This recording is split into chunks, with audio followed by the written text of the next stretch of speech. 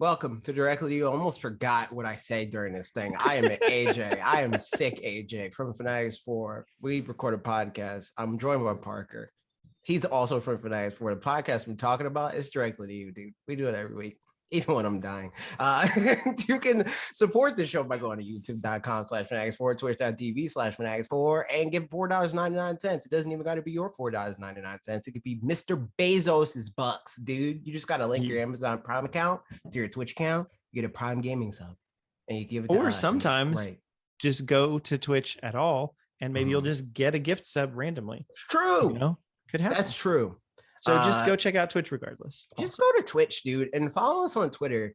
Follow fanatixfour on Twitter too, because fanatixfour is the only one that's guaranteed to definitely tweet when I'm live. Sometimes I forget. But then that's how you know when I'm live and whatnot, or, follow on Twitch.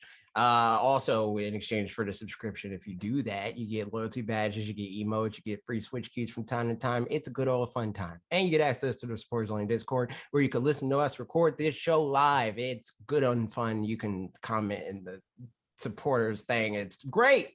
It's a fun time. But you can join the Discord for the free by going to the link in the description. We play video games on the show. What video game are you playing right now? I like that you said video game singular, because that's fairly accurate. Yes.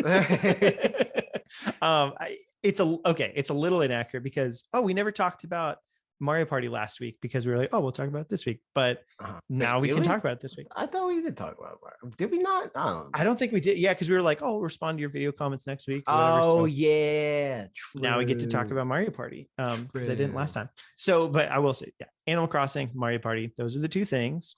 And I'm just going to start with Mario Party because whatever, it has more conclusive final thoughts, whereas Animal Crossing feels so open-ended. We could talk about it a very long time. Mario Party is really fun. It's just really good. That's really all there is to it as far as like it just being a Mario Party game. So I mean, we played with friends, and it's the standard affair went well and stuff. And I even went back, and this is very much who I am as a gamer, as contrasted to like probably something you would never do, AJ, I guess, is like if you play a game and you stop it before it's done, it'll just save it, and you can continue it later or whatever. And then if you go back and so we had a couple of games we just never finished with somebody because they had to go or something like that. So we had like 3 or 4 open ones, and I was like, I've played some Animal Crossing, but I'm like, I just want to play something for a couple of minutes or a little bit of time. And so I just wanted to clear out those save slots for no good reason. Not like I was going to use them, but just like it was annoying that it kept being like, do you want to continue these games? I was like, no, I don't want to continue those games. So I just went in single player and just played it by myself against CPUs and finished out those games. I would literally never do that. And it was a pretty fun time. So that's good. B, I think because we set several of the CPUs when I play with Ashley, the normal difficulty is pretty toxic still. Like it's decently good at the games, but not, it's probably somewhere between like around our level of good at the games. Like it's not amazing, but it's like, it's okay. It could win, but it doesn't usually.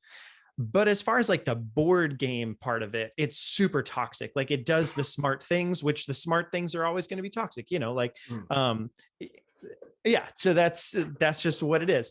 And so we set the difficulty to easy. However, at this point in the game, we've played a bunch of games. So I've leveled up to level like 50 within the thing.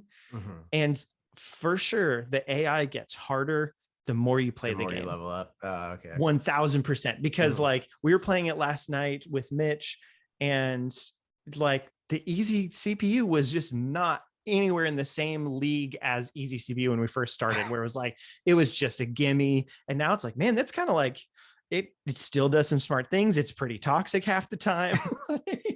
So I'm afraid of the normal and hard ones at this point. But all that said, it was a fun time. There were some funny little moments that if I was streaming it would have been funnier then more people could have enjoyed it. Instead, it was just me enjoying it by myself, which always feels a little silly. But you streamed it, dude. You have the capability. I know. I need to get all that situated. Cause like I even during my week of vacation was like, I'm going to stream at some point, and then just like never, it's such an undertaking to make it happen. I think, well, I don't know if you've tested it at all with the new computer, but I think that like that's a lot of it, is that you're like overthinking it. Like as far as like I gotta like making an event, I gotta tell people. It's like, well, it's less even that, more the technology side of like other times where I've been like, I'll just try it real quick, and then it's been like all sorts of roadblocks because I still have the HD 60s, not the 60s. Oh yeah, the 60s, and that like makes things more complicated and stuff. So yeah. I'd try to hit up Elgato about it. Yeah, I'll do that. You might be outside of the time, but if it depends on the customer service person that you get, they might still like swap it out for you. That's true.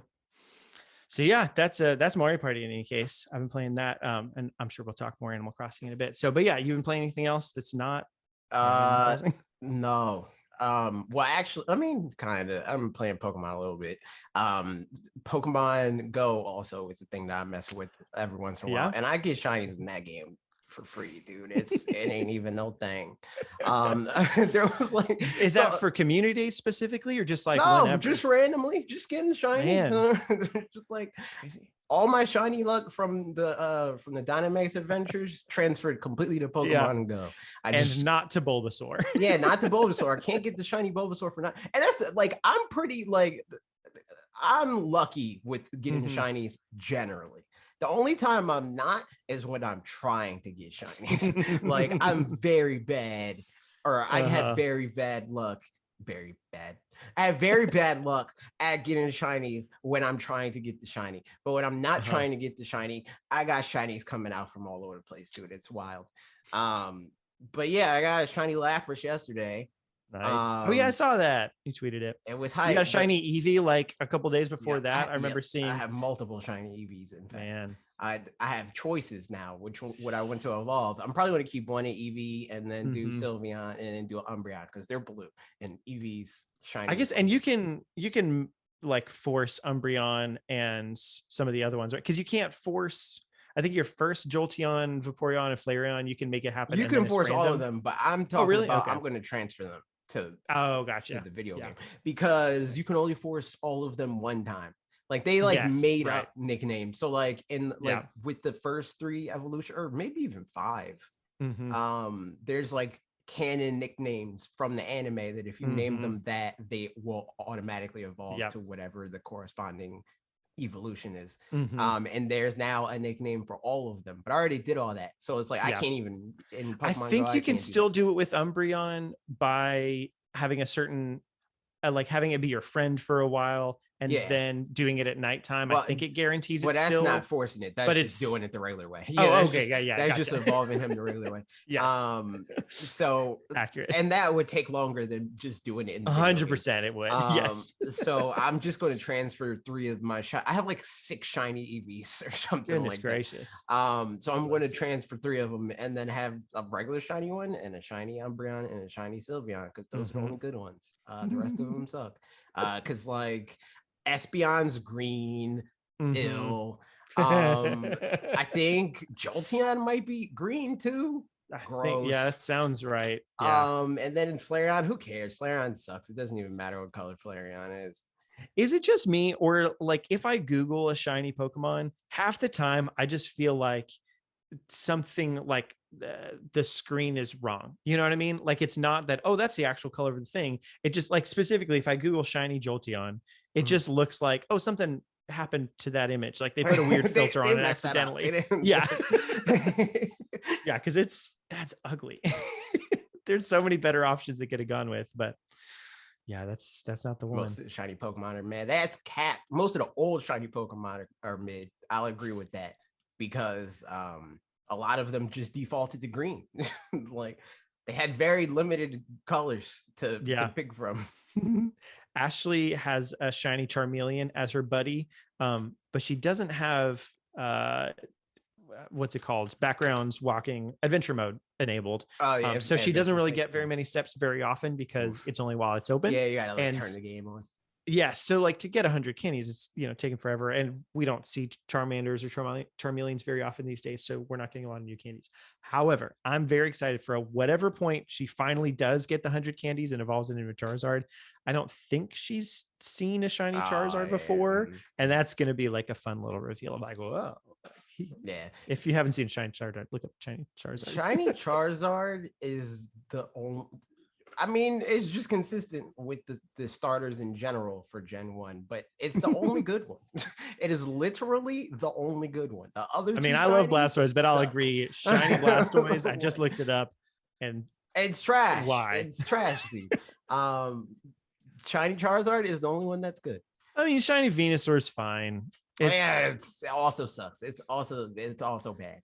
Because it's like it's another one of those shinies that, like, if you look at it, it's like, yeah, this is shiny, but it's like how Corviknight was from you, where I like freaking just randomly ran into a shiny Corviknight at 4 a.m. on a Tuesday or something, and I was like, is this shiny? I guess so. And then I caught it and I'm like, oh yeah, it's shiny. That's how those shinies are. It's like, is it shiny question mark? But Charizard's like, oh shoot, you're definitely shiny. There's no mistaking that. Here's the question. I was about to say, how come shiny Pikachu is so just terribly trash, boring? But then thinking about it a bit more, I wonder if they didn't want to complicate the Pikachu branding anymore, and they just wanted it, because he's a mascot or whatever. And they were like, it's still yellow. Like, it's the same. Like, nobody's going to get confused and be like, is this? I don't know. You know what I mean? Like, whereas Charizard, they love to do like different flares on Charizard, but Pikachu's pretty standard all the time. There's not like a Galarian form of Pikachu or any of that kind of thing. That's the only explanation that I can think of. Because otherwise, like, do a better job. I could see that. But at the same time, I feel like they, like, almost across the board with the early Pokemon, the shinies are just really conservative, to put it nicely. They're like, just change the hue a little bit. It's either change the hue a little bit or make it green. Other than that, there's like few exceptions. Like freaking Magikarp's pretty cool. Gyarados is cool. Magikarp is cool. I'm down for I have a shiny Magikarp and a shiny Gyarados. I think actually I do too. That's one of the only ones that I've got. Those are fake shinies. They're fake. Because it was during that event. Oh, gotcha. So I made it a point to catch two of them. One of mine, I don't know when I got them, but I think I've caught two, and one might have been during an event, and the other one I think wouldn't have been, I guess, if they only did the event once. Gotcha. But they might have did more than once. I don't know. I don't have a lot of shinies, but I feel like it's usually like a Chinese New Year's thing. Yeah. That makes sense. So they might have did it at least 2 times. I don't know. Speaking of Pokemon, Pokemon Brilliant Diamond Shining Pearl's coming out next week. What are your thoughts about that? Prior to it coming out. It's Pokemon. I see people are mad that it's like I can't believe this game's Pokemon Diamond. I'm so angry it's Pokemon Diamond. And it's like, shut up, man. Like, if you don't want to buy it, don't buy it. Period. Did we find out? I mean, maybe this is leak territory. I'd guess I wouldn't know if they did any of the platinum changes that people were. I think some of it is like platinum influence, but it's not like a lot of platinum stuff. And there's like, I think most of what people are mad about is that it's not a lot of like brand new stuff, which is like, again, freaking Arceus, dude. Like, yes, right. That's the new stuff.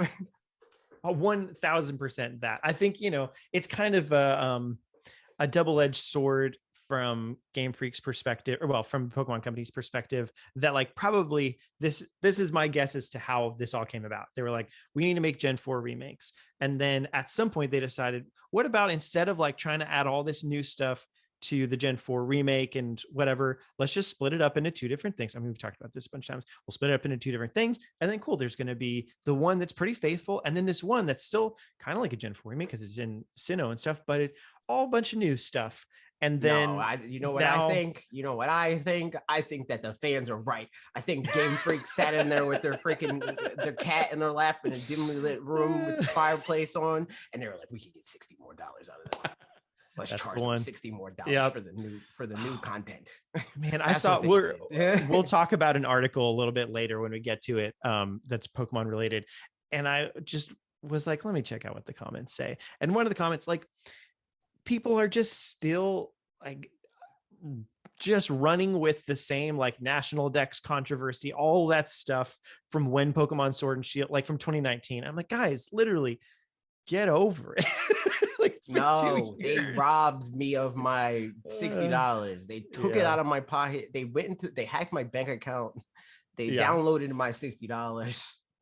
It just doesn't, it feels like, I mean, you can be mad about whatever you want to be mad about. It just doesn't feel like that's not a personality type to me, like you're a personality trait. It definitely is a personality trait. I mean, it is, but it's not a good one, but it is one now.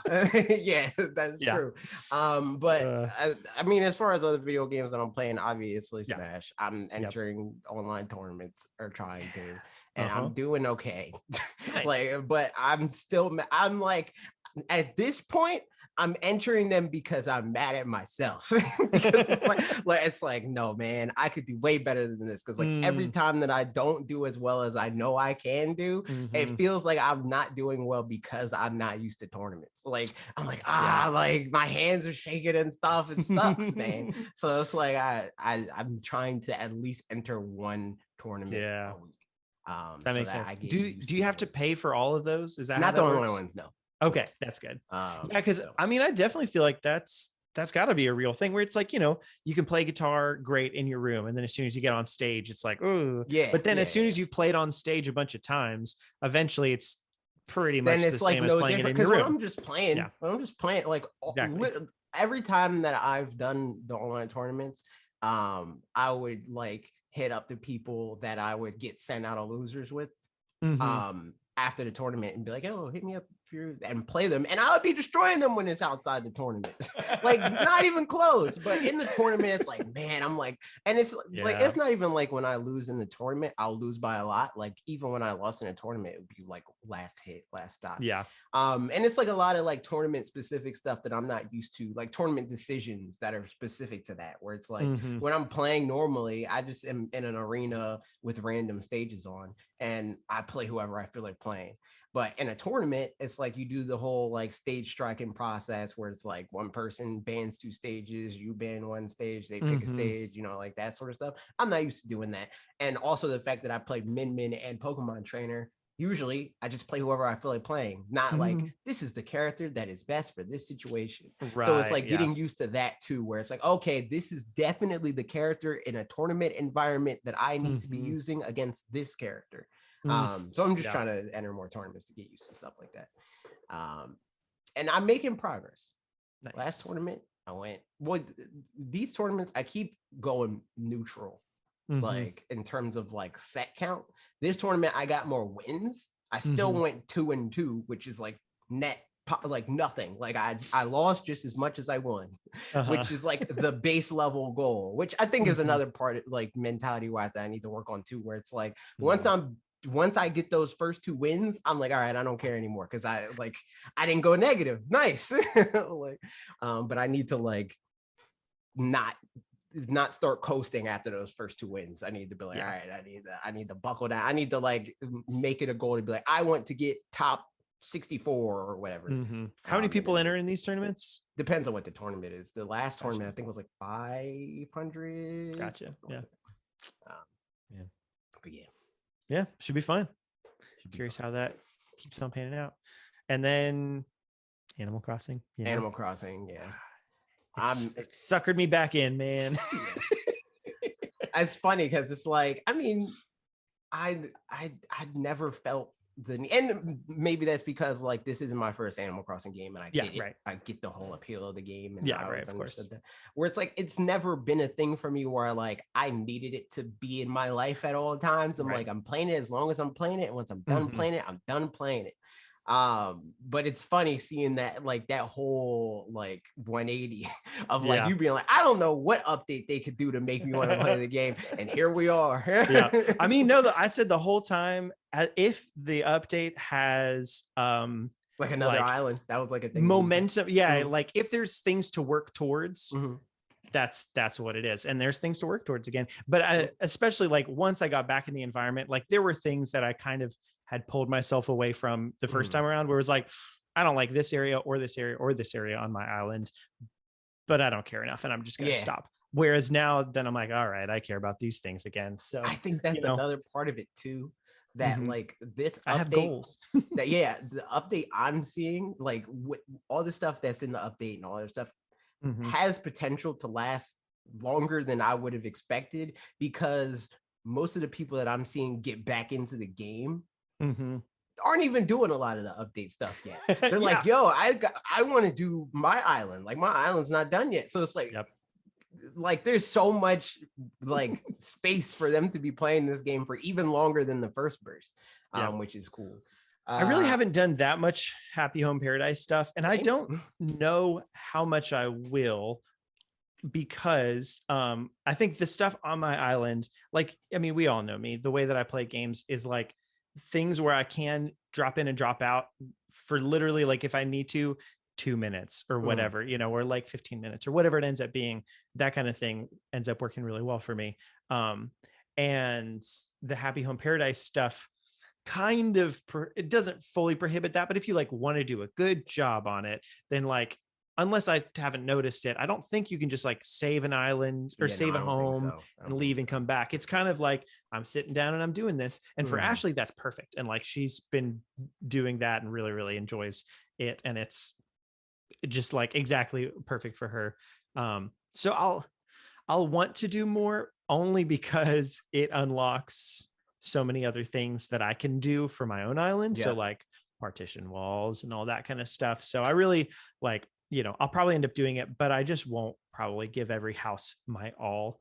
But, or maybe I'll start to do it and I'll be like, no, this is really fun and I'm going to do more of this. But there's not as much incentive for me, that there's not as many, especially, I don't think that how well you do in a house gives you more. It doesn't matter at all. No, it does absolutely doesn't. So there's, it has to be like, to make a really good house has to be intrinsic motivation, not extrinsic motivation. And I don't know that, as far as like designing houses, I don't have that much intrinsic motivation to make it like meticulous or whatever. So yeah, I'll probably just do little bits and pieces there for what it'll give to me instead of what I'm going to give to those islanders. But yeah, I'm still trying to get big rich, dude. Make all the money. So your ABD, yes, that you can like and it's the same thing with the storage. And people were like thinking I was trying to be like, look at how much money I have. That's not what that was. It was me being like, oh my god, I have my money everywhere. Like that's the thing my mind was blown about. Mitch was doing the same thing with his he had a whole storage thing with it. What I wonder, and I don't think you can do this, you can't bring it to somebody else's island, right? I think you can. So you could access your own storage from someone else's island. If so, that's awesome. I wouldn't know. I'm pretty sure you can. That's super cool. Yeah. Let us know. Trav. Yeah. Because the nice thing about that is like, I've been saving up. I have oranges on my island. That's my native fruit. And I don't sell oranges on my own island, because I know that if I go to somebody else's, that's not Ashley's, because she also has oranges. That was a mistake. We didn't realize. If I go to somebody else's island, I can sell them for way more monies. But that would be a convenient way to bring all of them, because it would be like 4 trips to bring all of my oranges to someone else's island. But if I can bring my storage locker, just wait, why just oranges specifically? Just because I sell all the. Never mind. That's the one. You got it. Gotcha. So with what I did is like, I picked all the stuff off my island and did all that stuff, and I saved all that, and then I did the bell boom ordinance. Big money, dude. Money. I haven't thought about, actually, because I don't buy stuff that much. Does it affect just the prices of things in shops? Or does it also don't know. I have no idea, because I know it makes things more expensive. Yeah. Yeah. So if it also makes things more expensive that are like, I don't know, if it makes all the money more than like, redesigning a house or something like that, I imagine it doesn't affect those things. I think so. Because like probably changing it back from the bell boom ordinance didn't cost more bells. Right. Okay. Yeah. So I don't think so. I think it's just stuff that you buy. Also, I don't think it like influences like turnip prices either, which is kind of yeah. but also not, because like you can kind of cheese it, but still dumb. Yep. I should turn on Bell Boom then, because right now I have the Night Owl one, and it's open instead of from 10, it's open till 11. Yeah, that's not that much. Like, I wish they just made it nocturnal. That would be sick. Yeah. If they're like, all right, instead of like freaking 9 You're gonna be up a.m. at 3 a.m. 10 p.m., it's like Yep. freaking 10 p.m. to 10 a.m. or whatever. There you go. Like, Yeah, you know. no, it's just a fun time. And like, I've, a bunch of friends are playing it either again or for the first time, or still were like, Mitch and Catherine are both starting to play it again. And then our friends, Chris and Steph, have already been playing it, but they just started like a month or two ago. So they're, going strong. And then some other friends just started. So it's a fun, like, we've got a little group text with them where we go to various people's islands and stuff. Yes. Hello, me, the biggest Animal Crossing Horizons fans arrived. Yes, Trev, we know you love the game. True. So much. So yeah, it's a good time. Sure. It's a good game. Yeah. You know what else is a good game? Metroid Dread. And you know what else is good about it? It's sales. It's true. It's selling many goods. It's making the sales, dude. People are buying #buying Metroid. Is the hashtag buy Metroid Dread or just buy Metroid? I don't remember.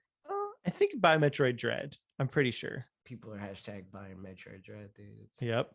Oh, I'm on Twitter now because that's where the NPD thing is. And apparently She-Hulk got a trailer, and now I want to go watch that. So many, or first look or something. So many Disney. Lots of Disney Plus stuff happens. Not even the Marvel section, dude. Yep. I was like, I saw Cheaper by the Dozen was there, and that's a thing. And I don't even know what that is. You don't know Cheaper by the Dozen? I mean, I've heard of it, but I don't know anything about it other than that it's a movie ? It's a movie based on a book, and the book is sort of no idea. So it went very loosely based on. Here we go. We're tangents. We love them. The movie is Steve Martin, and he has 12 kids. And hence that's Cheaper by the Dozen. Part. That's the dozen. I think a couple of them are twins or something like that. And it's just, shenanigans-y kinds of things. So that's the movie. The book, Cheaper by the Dozen? Having children? Because that's not true. That's a lie. That is definitely a lie. 100%. Yes. And then the book was like back in the 60s or 50s or something like that. I don't know. It was a while ago, but it was like sort of autobiographical, but like, I think I could be wrong with that. I remember because I listened to it on tape, I'm pretty sure, as a kid. Could have been made up, but it sounded like the kind of things where it's like, here's stories about our family who had 12 kids. And then, they tell various stories. But then like the content is completely unrelated from like the movies based on the name and the 12 kids part. And I think that's it. But there you go. Cheaper by the Dozen. And they're doing, I guess, a remake or reboot or something, because we don't really have... Nobody's really doing reboots these days, so they thought, let's be original and do a reboot. It's true. I've never seen a reboot, but I mean, the thing that's weird about that, like that whole like, I don't know, the hatred of reboots. Right? Yeah. Exactly. Is a lot of times there's so many things that people love that were reboots. They just didn't know they were reboots. So it's 100%. Like, it's another one of those situations where it's just having too much information and being mad that you have too much information. Because if you didn't know it was a reboot, you will love it. But the knowledge that it's a reboot is like infuriating. And I mean, it also, it depends on what happens once it comes out. Like 21 Jump Street, the movie, technically, I guess, sort of, reboot-ish, but also not really. But literally, like, one of the funniest movies of all time, or whatever, I don't know, maybe not of all time, but it's very funny and it's really good. But yeah, it's a reboot. And then there's plenty of other comedies that means try that kind of thing. Movie sucks. Fully suck. But like the Lion King reboot or whatever, like that one specifically wasn't worth doing, I would say. But then other ones are. So it's, I'm with you that it's a case by case basis for sure. I think whatever people watch / will watch is worth doing. Yeah. Like, I guarantee that there are children that's like, I don't want to watch the original Lion King. It looks old. Yeah. And then they see the new one and they're like, yo. And like, that's them. Like, let the kid have what the kid's gonna have, whatever. There you go. Yep. I mean, and I guess the argument is like it's kind of like the Smash announcement argument kind of thing. Like, you know, it's taking away a slot from something else. But in reality, like, if we're running out of movie ideas, which arguably we are, arguably we aren't, then like at least there's still movies coming out. You know, if the alternative was that not a movie would be coming out, then a reboot is probably better than nothing, I guess. Just don't watch it. But I mean, yeah, you know, still, I guess sucks that there's not more original ideas, but at the same time, there's still plenty of original ideas, and there's a lot of creative things going on, and a lot of them are taking, like, there's more shows than ever. Like, so many stories are being told in a show medium instead of a movie medium, I think, these days, because there's so much more real estate for that. And also there's like just so many different platforms to have movies on that, like, they might not have as many fully new movies coming out in movie theaters, but there's brand new movies on Hulu or on Netflix or on whatever that, like, you know, we're definitely not starved for creative new ideas. It's just which ones are coming to theaters, you know. Sardi said his kids love the old Disney movies. I'm sure. I guarantee that there are kids that love that too. That's not what I'm saying. What I'm saying is, I know for a fact, because I have met these children, that there are children that are like, old movie looks old, not with it, but the new movie looks new. Watching the movie. I remember being a kid and thinking that anything live action was black and white, even though plenty wasn't black and white. But I was like, yeah, that's one of those black and white movies. It's like, no, this is cheaper by the dozen or whatever. I don't know. Something. I'm trying to find this number. Because I saw the number for Metroid Dread. It's like 840,000 in the US. Oh, I don't know that I even saw numbers. So Doug Bowser said the number somewhere. Interesting. Oh, here it is: 854,000 units in October for Metroid. Nice. Pretty cool. Pretty cool. For just like total for everywhere, or for the US specifically? For the US specifically, just in the US in October. Is that just retail or is that digital as well? He didn't say. Gotcha. Then probably digital as well, I guess. Yeah, I'd assume so, because it's from Doug Bowser. Yeah, it's right. Not like an NPD thing. I'm trying to find where he said that, because I want to see it too. It's in a Verge interview. Oh, gotcha. The number that I'm looking at right now, like where I'm seeing the number, is in a Game Explain video that's like breaking that down. Gotcha. But I think it's from a Virgin. Oh yeah, here it is. Oh yeah, here it is. I'll put it in the supporters chat. Yeah. Bowser notes that those October sales numbers are 3% lower compared to the same time last year. Earlier this month, Nintendo. Oh no, that's a different part of it. That's for just Switches in general. Control F. Metroid Dread. Yep. Yeah, sold 854 million units, making it the best start for any Metroid. 1,000. Imagine. I know, right? Yeah. Okay, interesting. Yeah, so that's I'm still very curious to see the full number. What are the like by Japanese? the end of holidays? Like the Japanese numbers have to be like a fraction of that, though. Very much so. Like, it was. I think Japanese numbers are probably like max 100,000. Yeah, it's. I mean, I looked at the Famitsu charts and it fell off the top 10 already, just because Japan doesn't care about Metroid. Yeah, they don't care, and that's Metroid. Fine. You know, but they're missing out. That is so funny though, just that, like, for whatever reason, entire regions care more or less about certain things. Like, obviously it has to do with culture and it has to do with sports. I mean, it didn't sell terribly. It sold more than I would have expected. Yeah. What did it say? I mean, first week it did 134,000. Oh wow. That's pretty good. All right, no, it did 130,000 in total for at this week. Wait. Okay, so gotcha. First week it did 109,000 in Japan, and then the week after that it did 22 more thousand. Gotcha. Okay, so pretty steep drop off for sure, but yeah, and this was on the 21st. Yeah. So it's probably at like 150, something like that. Mm-hmm. So I mean, I do think Metroid has an interesting road ahead of it, where it's like sold really well, I think, with the demographic that was going to buy it and was already interested in it and stuff. So now the question is, can it latch on to like that second rung of people or not? You know, where Yeah, like, I don't know how. I mean, obviously, because I don't live there, but I don't know how the like word of mouth mhm, situation goes in Japan. Like, I don't know if they're yeah, like as big on that as we are, where it's like a game will like grow in sales just because like a lot of people love the game. Like it can have yeah, the Among Us effect where mhm, it comes out 2 years ago, maybe 5,000 people buy the video game, and then 2 years from then, an influencer's playing it, and then 20 mhm, million more people play the video game. yeah, Like I don't know if that ever happens over there. yeah, yeah. I don't know. I think, I mean, I know for sure there's an element of like media influencing stuff for sure. Cause like Human Fall Flat, that game sold like just insane in Japan.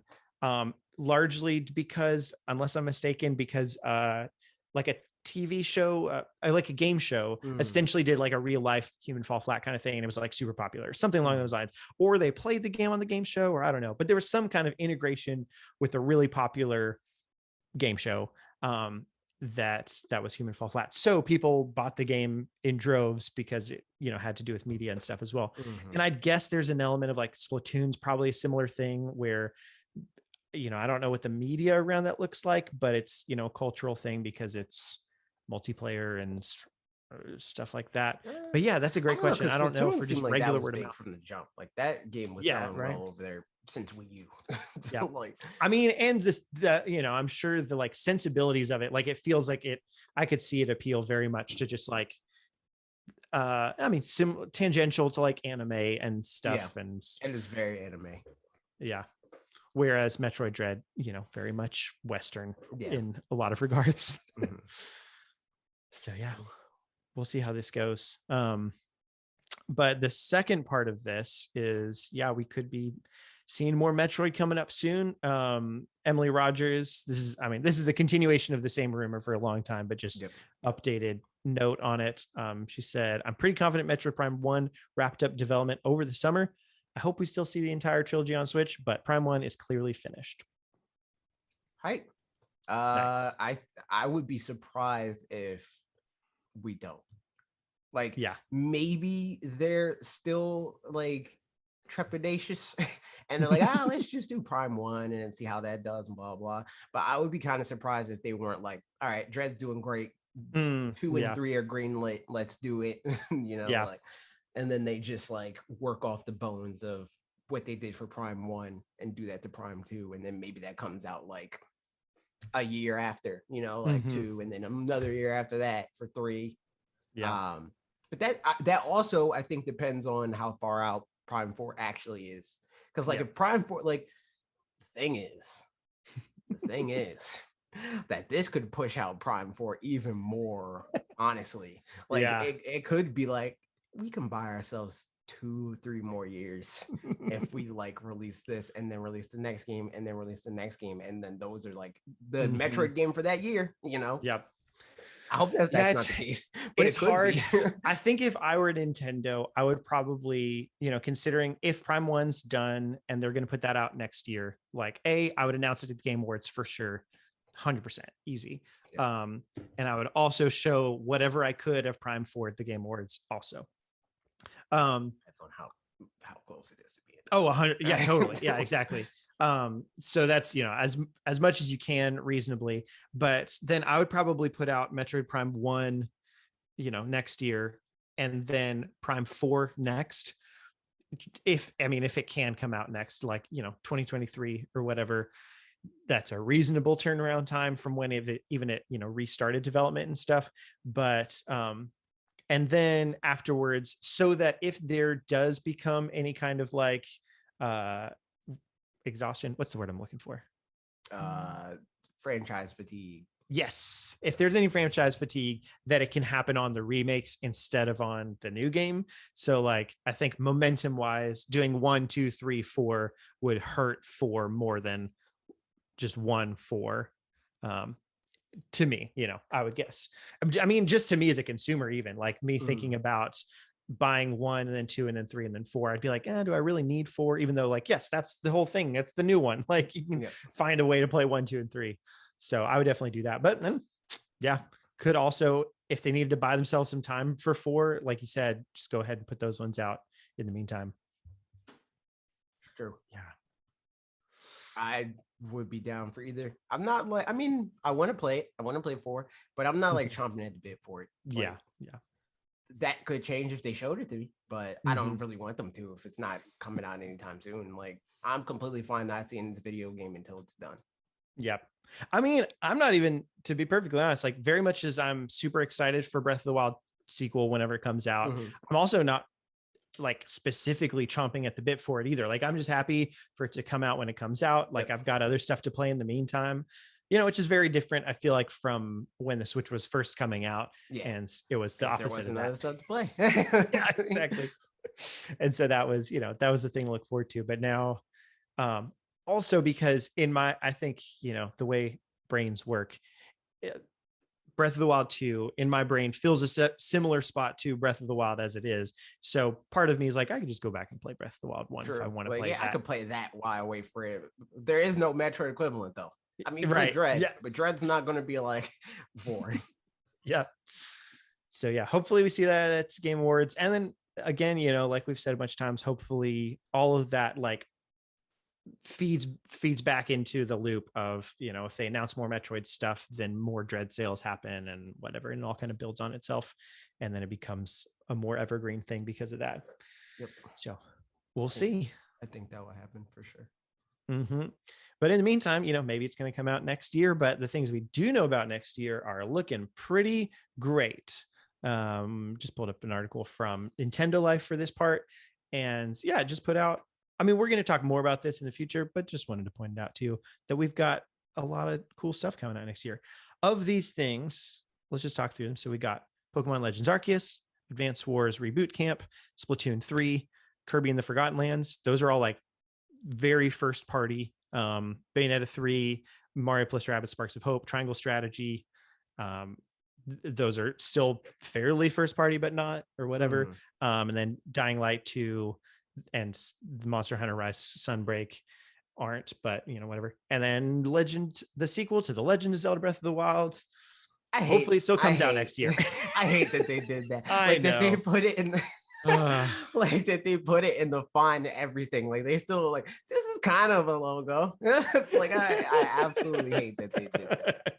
Because they could have like just did like freaking, but they don't want to call it Breath of the Wild 2 or like allude to it being Breath of the Wild 2, but they could have just did like the Z with the sword or something. Like they very much could have done that 100%. Just like typed out the sequel to The Legend of Zelda : Breath of the Wild.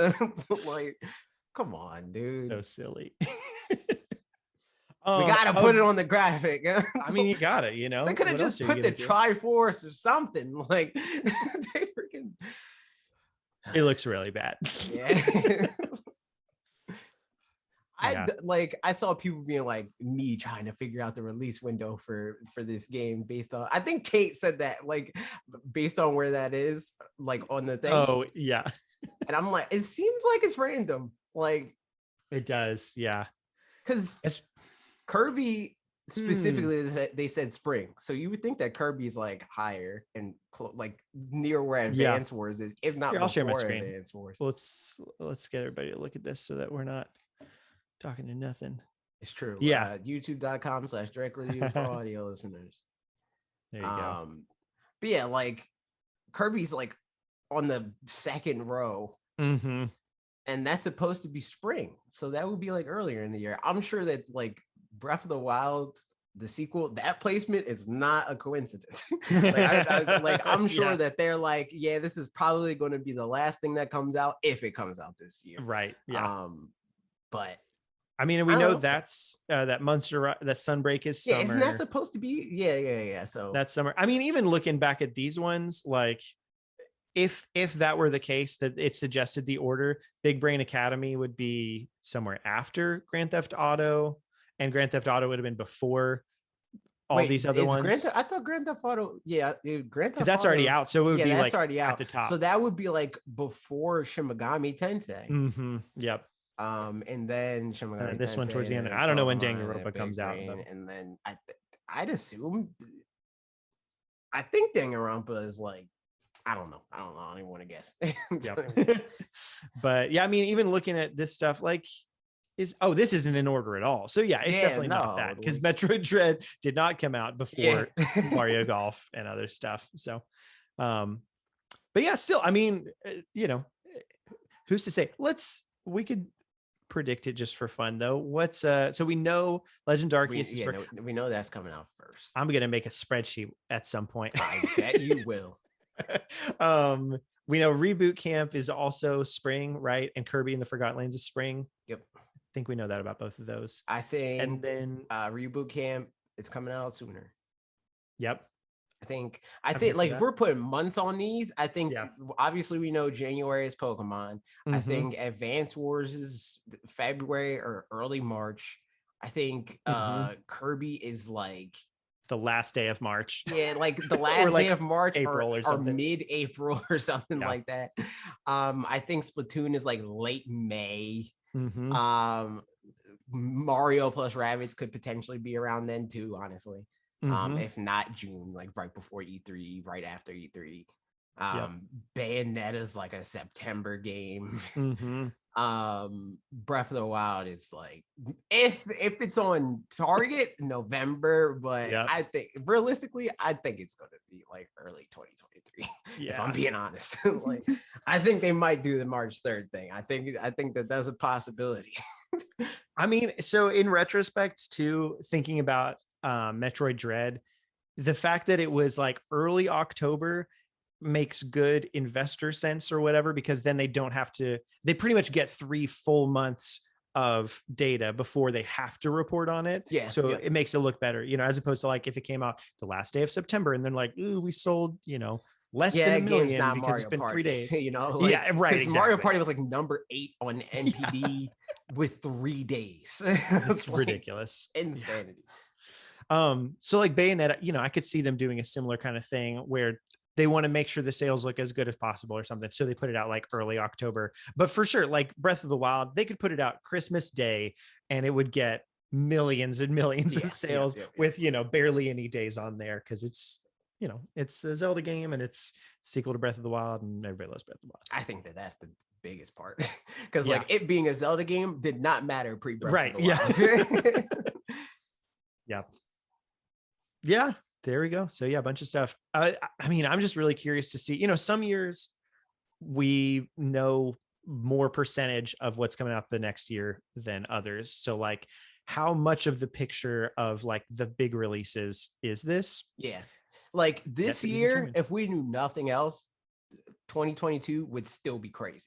Yeah, right. Absolutely. But I feel like there's at least 1 or 2 other big games in there. In fact, the video that I wrote and is going to come out probably early next week. I'm going to try to, if I film it, depends, because I'm still kind of dying a little bit. But I'm going to try to film it before the end of this weekend. If I film it by Sunday, it'll be up like Monday. Cool. Sometime around then. But it's about Mario, because Mario, like, that's another game that it's like that they just dropped. Like, whatever, dude. Like, like we didn't really get any pomp and circumstance for Odyssey in the way that we did for Breath of the Wild. Like Breath of the Wild, we were hearing about that game for like 3-4 years before it actually came out. But Mario Odyssey was like, we saw it in the Switch trailer in January or no, October the year before, and they didn't say what it was. It wasn't like it's a new game, it's a tech demo, it's where, and then in the January event, it's like Mario Odyssey, and then we didn't hear about the game again until it like came out. So like I feel like that's a strong possibility that it could just like get announced early next year. Prime example too for that, 3D All-Stars had literally 2 weeks between announcement and release. Like, what other game is ever gonna have that? That's so I could see like whatever the Mario follow-up is being announced early next year if it comes out next year. But it's also possible that we don't. And I think that because of which, this is the main reason why I wanted to make the video, because of some comments that Miyamoto said about Mario and how they are looking to develop future Mario games. might not be an Odyssey game. It might just be a new thing. So I'm interested. If it's a new thing, I will still be wondering why they. At that point, I will be wondering why they didn't do DLC. You know, because like if it's an Odyssey 2, totally makes sense. If it's not, like, man, you guys had tons of opportunity there, but you know, DLC. Maybe they wanted to move on to the next thing. I don't know. It could be anything there, but I mean, actually, could very well be that they knew that they wanted the movie to come out in 2022, and they were like, if we work on DLC, we're not going to get this game out. Next game is Mario, the movie, the game. I think I already made that joke last time we did the podcast. Yeah, man. What if they make a tie? I mean, they're not going to make a tie-in movie, but like just imagining Mario in did you say tie-in movie? Yeah. Oh yeah. I was going to say like that's the thing, like that's what it's going to be. The movie is the tie-in, not the video game. That's fun though. Yeah, that'd be interesting. Except it would make a terrible movie for sure. There's no way. Absolutely, but for sure. I think my topic might be kind of branch off of yours then in that case. I mean, I don't know. We'll see what happens. But I have a thought to close up the 2022 bit of all these games and stuff. What's your, like, here, I'll share my screen again. Share screen. Of these games, what's your 1, 2, and 3 for level of excitement? Like for today? All of them, like rank the games. Yeah. So like, what's your top, second, and third place of most excited games I'm most excited for? Okay. Yeah. Third place, Kirby. Second place, Splatoon. No, I forgot Breath of the Wild. I know I was gonna say. I don't know about Breath of the Wild because it's like, I don't believe that it's coming out next year, to be honest. Okay. Wait, I gotta think. Pokemon spoilers. That's number 1. Spoilers. Yeah. Right. I will say Breath of the Wild is hard because we know so little about it. I don't believe it. I mean, also like right now, just we know so many more things about these other games, or it's just so many more new things or whatever that kind of spark the imagination that like, I know I'm going to love Breath of the Wild sequel more than any of the rest of these games. But as far as just like excitement level right now for when I imagine myself playing it or whatever, you know, probably it might be higher for other games than it is for Breath of the Wild, if I'm being honest, even though once it comes out and I play it, that's still going to rank first. You know what I'm saying? Yeah. I don't know. 3's hard. Yeah. Pokemon, like I said, is the free one. That's number 1. Yeah. But I'm like torn between the other 3 because like I'd say my excitement for Kirby and Splatoon are somewhat equal. Yeah. Breath of the Wild is like on the lower end of that. So I'd probably still say that those are my top 3. Yeah. But it's mostly because I don't believe Breath of the Wild is coming out. So I like there's no like I can't be excited for something I don't believe fully exists yet. Like so that's probably my top 3. Pokemon, Kirby, Splatoon 3. Yep. Yeah, probably for me, Dying Light 2, Bayonetta 3. Yeah, man, hard to say. I also would put kind of just an asterisk on Breath of the Wild 2, just because like what I just said, they're like very excited to play it, but like right now, just seeing all these things, the fact that it doesn't even have a logo, like my imagination they still refuse to call it Breath of the Wild 2 or whatever. Like yeah. So man, for me, I think number 1 is Kirby. Number 2, Pokemon Legends Arceus, I think. And both Mario plus Rabbids and Triangle Strategy.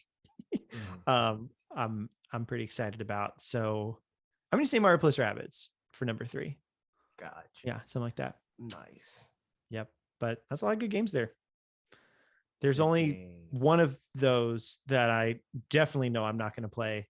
And I mean, it's Dying Light 2. And then the other ones, it's like, I'd maybe, you know, like I'd probably try Bayonetta, especially if there was like a demo or if you got it and I played, tried it on your account. Yeah, I'm cool. Bayonetta, so. And then like the Monster Hunter DLC, I won't get it because I haven't played more of. No way I'm playing that. Yeah, but it's it's a fun thing to actually exist. That's not true. There's a strong chance that I'll end up playing it because I forgot Bob Wolf exists. So Yeah. like, if he ends up streaming it or something, I'll probably end up playing it with him and Ian. Like, yeah, that's true. Yeah, and then you'd probably stream it on Twitch, which is now on the Nintendo Switch family of systems. It's true. The long awaited Twitch on the Switch. LOL. Yep. I specifically in my naming of this Twitch segment is on Nintendo's hardware with a rhyming name. Yep. Nobody else can see that yet, but I enjoy it. I don't know. I don't have very strong thoughts about this other than like I still think it's stupid. Ever. I think that this is even more stupid than every other streaming thing that has come to the Switch to date, because I guarantee you the experience sucks. Like, it's not going to be a good experience because like Twitch specifically, like a big part of it for people that religiously watch Twitch is being in the chat, and being in the chat on a console is garbage. It's trash. It's even bad on mobile, and mobile is a platform that people type on all the time. Like, so if it's bad on the thing that people type on every day of their lives, it's going to be bad on the thing that you only type on when it's absolutely necessary. Yeah. But it's like another one of those things that's like, I want it because I don't have it. Like, I want it because they're not letting me. That's like why people want these things. There's going to be like, certain time, like there's been a couple of times that I've used Hulu on my Switch because I'm like, oh, we're using some TV. I can see the justification. Yeah, exactly. But even that, like, it's at home, my TV's got Hulu on it. So it's like very specific situations of like, we went to a cabin that had internet, but the TV just was like had cable or something like that. So we put Hulu on the Switch and it worked out, So if Netflix was on there, like every once in a while, it would come in handy or something like that. Technically, like, we don't have Twitch on our TV specifically. So if we wanted to watch somebody streaming, but the times that I want to watch someone streaming is, if you're streaming and I'll want to chat. Be in chat. Exactly. So like, there's just all those other platforms. My only like argument against that, or not even necessarily argument against it, but reason why I don't really see the point in it for most people. Like, there's definitely like fringe cases where it's like it's a kid and like they don't have any other platform to watch the thing on, which I feel like it's increasingly rare. Like, then put it on there. But like, I like even the kid argument. I don't know if I want a kid to be watching Twitch.tv. Agreed. But whatever. Yep. I have very few thoughts on it, but it is what it is. So is Happy Home Paradise making some smart decisions, as I put in here. Basically just the thing that if you have multiple people on an island, they all share the same island, but their Happy Home Paradise situations are unique to their own, which is, I honestly didn't expect that they were going to do that. Not because like that's the much better thing to do, but based on the way that they handle the local island, I was like, probably they'll just all share the same Happy Home Paradise, and they don't. And that's very good. No, but people are mad about that too, though. What? Like, why? Because you have to buy it again. Oh, yes. Okay. Well, you don't. Okay. So what I found out, because I have friends that we were in a group chat trying to figure stuff out. If you are on, you all have to if you have a family membership and you're each on the online, then that works out. So like with the online, everybody has to have the online. If you buy the DLC on one console, though, it applies to everybody on that console. Yeah. If you just buy it outright. So, that's it. So like Mitch and Catherine share a Switch, and they just bought the DLC. So it's all good. And like our friends, Chris and Steph, they bought the DLC, even though they're on my family plan, which I was like, oh, well, you could, whatever. So, so that worked out for them.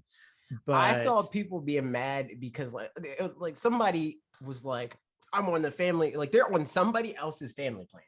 And then they got the DLC from the family plan, and they're trying to figure out why other people on their Switch can't access the DLC that they got from somebody else's family plan.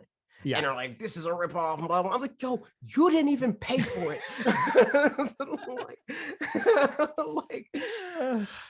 That's so, it's exactly that. Like, man, the answer is obvious, and it's just, pay some variety of money in that case, because like, I mean, similarly, like also that other person can't use online. They can't go to somebody else's island, like you would have to do that for them. So like they're not, it's not like they're getting part of the online things and not all of it. They're just like obviously not part of the online things and what it benefits you and stuff. So yeah, that's Yep. But that's good. I'm happy for people that have that specific situation. I am not one of those people, so it didn't even occur to me. But that did just remind me, I gotta tell my niece that she can get the DLC. But I need her email. She needs to give me her email that she used. I gotta talk to my sister.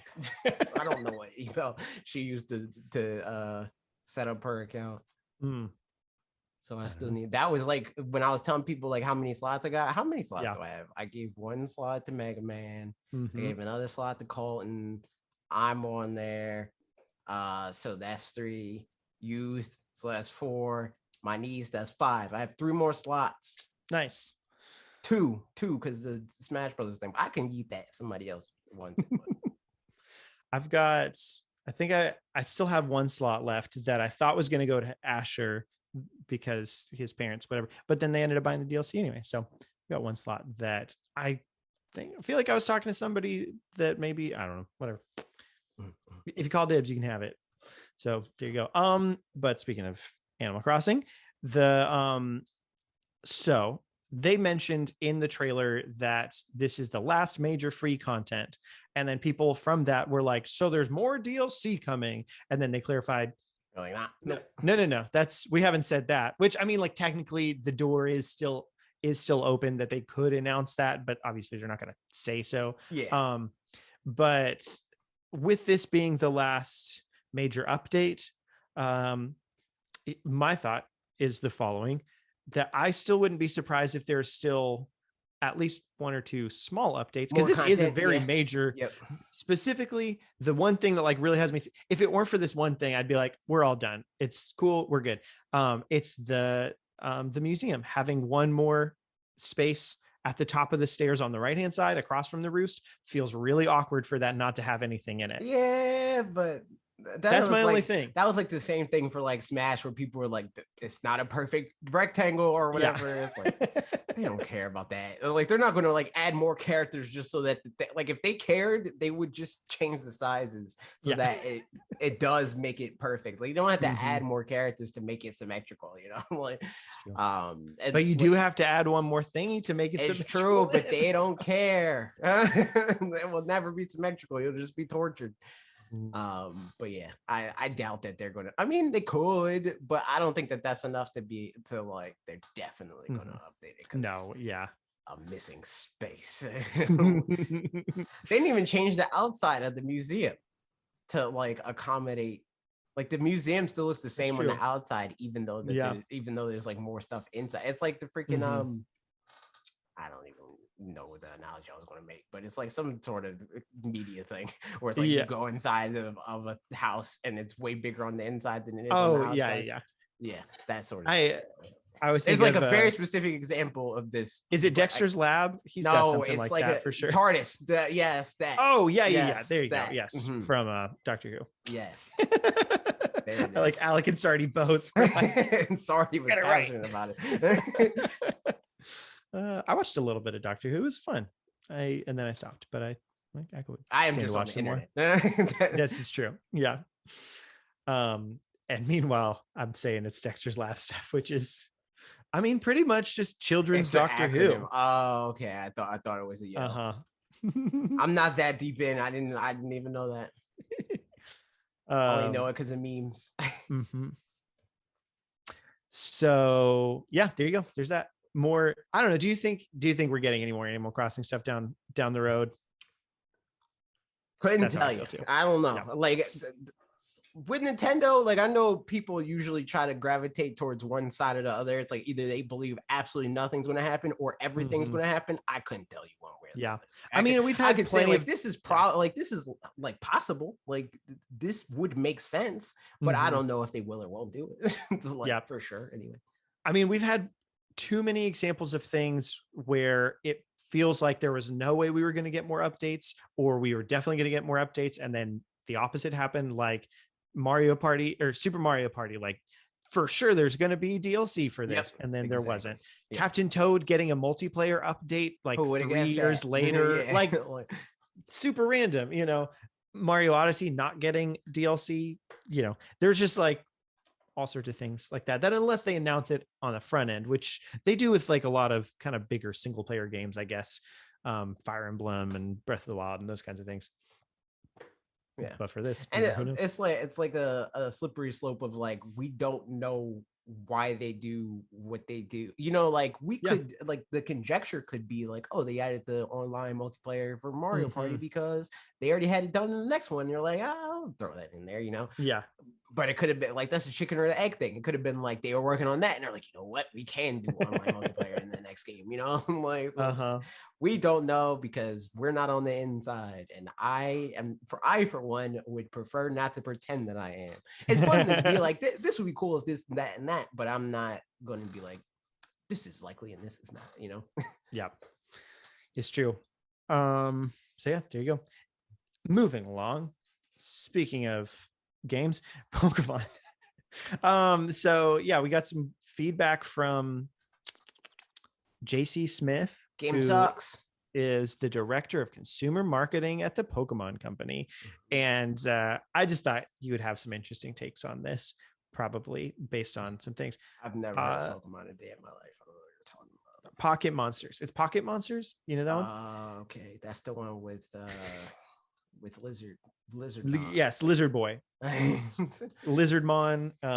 He's very good. Okay, so Smith said is too much. That's like a situation of like pretending that you don't know anything, but you have to know something and pretend you didn't know something, because that's the Japanese name for Charizard. What? Yeah. Charizard, Japanese name. It's Lizardon. It's Lizardon. Oh man, I said Lizardmon. If that helps at all, I was trying to Digimonify it. It's Lizardon because he's a lizard. That's the dawn of lizards, dude. I guess, yeah. But also the fact that lizard is an English word that they just used in Japanese to say is very funny.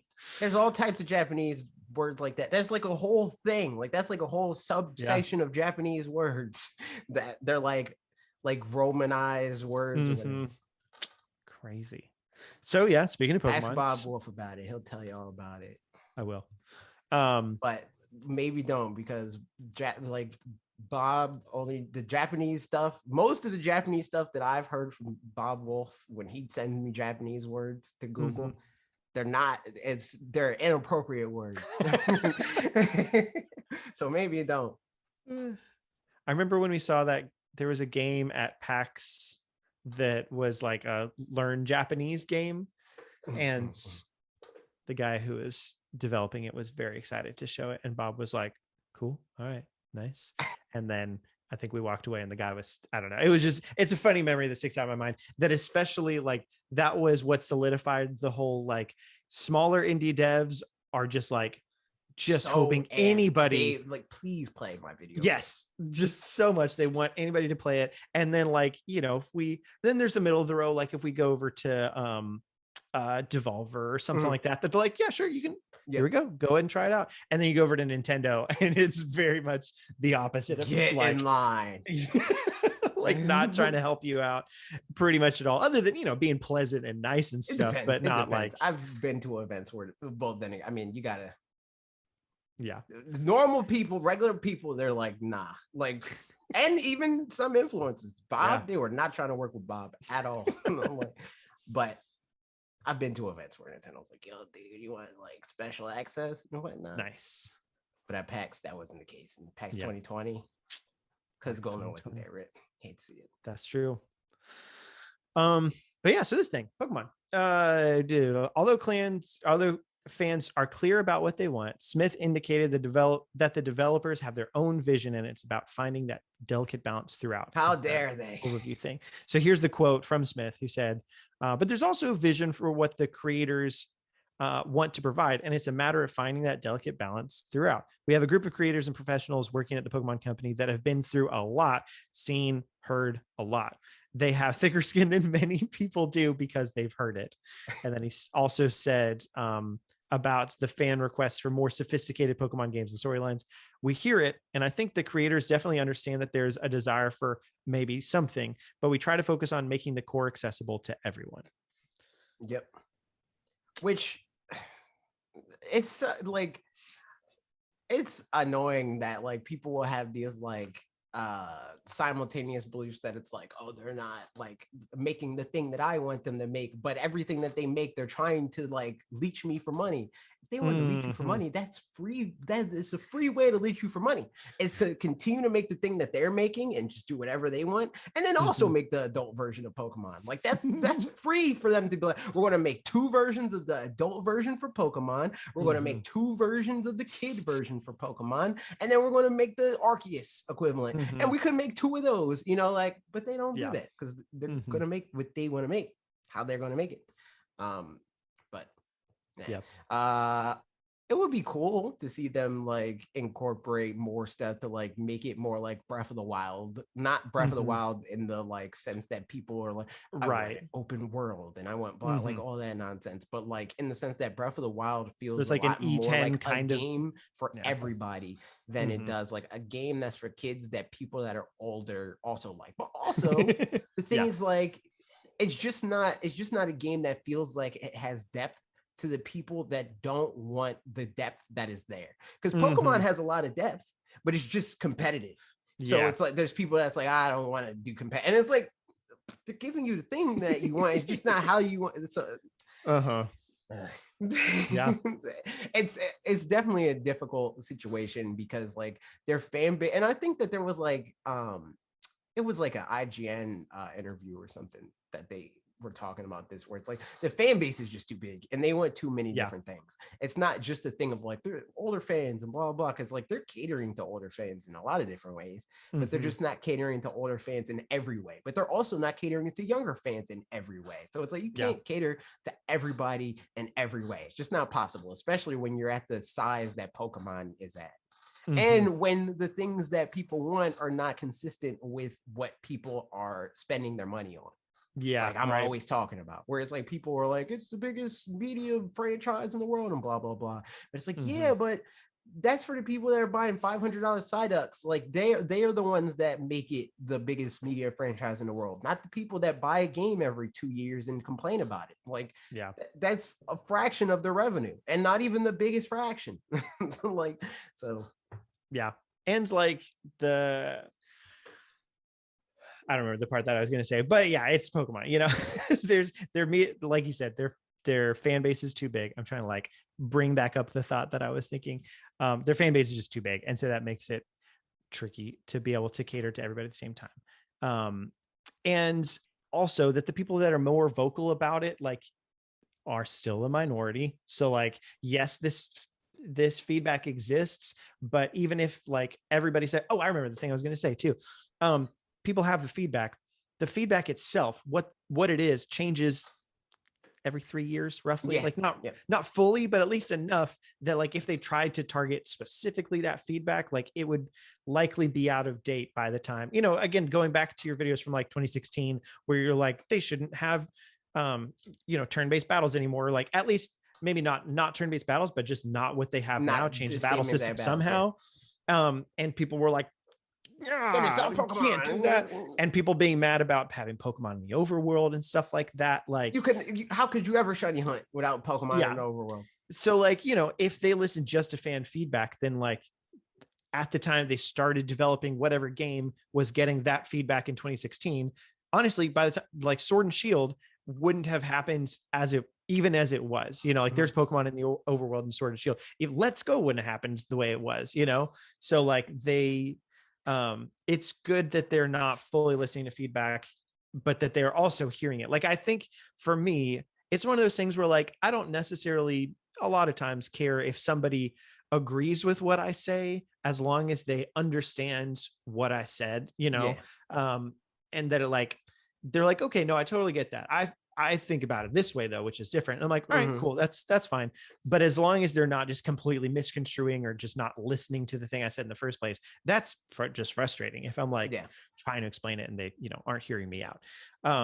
So similarly with this, like, it's nice to hear that like people are just going through all of this feedback and really reading it so that we know that the important parts will get trickled in. Yeah.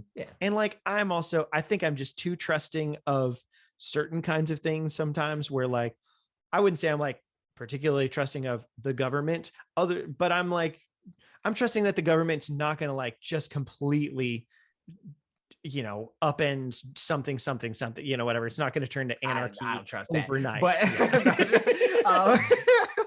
But but yeah, no, I see what you're saying. Like, but with this kind of thing like that, I think in this instance, like Pokemon knows what they're doing because like there's a reason why they have so many passionate fans. Like they made Pokemon, we didn't make Pokemon. So for the fans to think that they know how to make Pokemon better is crazy because like the people didn't know what they wanted out of Pokemon until they saw what they wanted out of Pokemon from Pokemon in a lot of different ways. But like, to be fair, a lot of the stuff that I was saying about Pokemon, where it's like, oh, they should do this in Pokemon, blah, blah, that was pre-Breath of the Wild. Like, we didn't get Breath of the Wild yet. And then once that came out, everybody was like, well, I want Breath of the Wild in Pokemon. It's like, well, I said that before we even saw Breath of the Wild and you yelled at me for it. Like, and that's the thing about fans. It's like, especially on the internet, like a lot of these people are like super passionate and angry about the thing that they want, but they don't even know what they want until they are shown it very, very directly. Like very few of these people have even a little bit of creative thinking where it's like, oh, this doesn't exist, but I could see it being like this if they did X, Y, and Z, right?